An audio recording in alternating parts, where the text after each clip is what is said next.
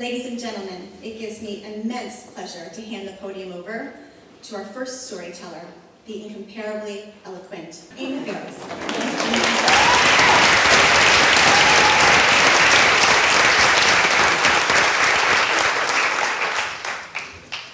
I just have to say that it is extraordinary to be here. Thank you. Courage. That's a huge, small word. When I decided to take on this topic, mental illness, I thought I knew what courage was, what it looked like. I was wrong. I say that without any hesitation. I have often thought of suicide as a way out of my pain, my heartbreak, my sorrow, my mood swings, my fears, and crippling self-doubt. For me, truthfully, it was a second thought, an impulse. The first being, how do I get out of here? I understand why folks take their life. I do. I understand that moment, that fierce, mighty, blinding moment. But I also understand why we're told to count to 20. Breathe in and breathe out. Put the gun down. Place the pills back in the bottle. Remove the scarf and sit. Breathe. Make a call. Ask for help. Reach out. Reach out again and again and again and again. Life is precious. It is precious even in the worst of times. Because even in the worst of times, there is always something that can reel us back home. It takes massive courage to say, I'm not happy. To say and declare out loud, please help me, help me. It takes massive courage to ask someone to hold you. It takes huge courage to share our lives, the messy, dirty, crappy, and complicated pieces of our lives. It also takes enormous courage to keep that pain a secret. After all, we live in a world where the round, yellow, happy face was the single biggest seller for years and years. People love happy. A frown would have never sold. It takes massive courage to wear a frown. It takes guts to wear it and own it and say, here's my story. Maybe this can help you. Right after Robin Williams died and committed suicide, my friend asked me, did you ever try it? Yes, I said yes. I tried suicide.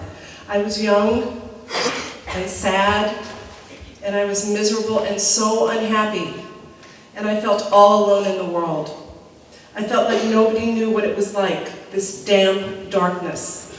Everything was pitch black. There was no color anywhere. It was dark and lonely, and the best way that I can describe how I felt at a time in my life was like being in the middle of a forest, and it's eerily dark, and you don't know which way to turn. So you start taking baby steps, teeny steps, because you don't know where you are, and you can't see anything, and you don't know how to find your way out of the darkness. And then you reach out for something, but it's not there, and you fall down, and you don't know how to get up. So you start by getting up off your knees. And then slowly, very slowly, you straighten up and start to walk through the darkness. And you're not sure you're going to make it out, but you silently hope and wish and pray that you do. And I said to her, my friend, you know that saying, there's a tunnel, there's a light at the end of a tunnel? Well, the truth is there is no tunnel. You cannot see the tunnel. So yes, I tried suicide. The pills, the stomach pumped, and all that follows, and I was lucky. I was really lucky, fortunate and blessed, and whatever you want to call it, because at 19, somebody wanted to save me and help me and hold me. And I became a Buddhist, and then I battled my demons and unhappiness and self-hatred every single day. Well, not every day. Some days they got the best of me, and I could barely move, but I fought hard and mighty. And some days I won, and some days they won, and some days it was a match. And some days I wanted to die. And some days I wanted to not only live, but to live with passion and find beauty in my life and find love. And then what I found out that you gotta save your own life. Because the person holding your hand, they can get really tired.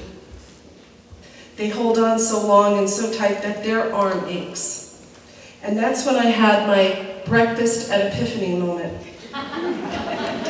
If you really want to save yourself, you got to be willing to throw someone else a line. You got to grab onto someone and save them and help them and hold them. You got to be willing to see another person suffering in pain and look them in the eye and say, I know how you feel. I have your back.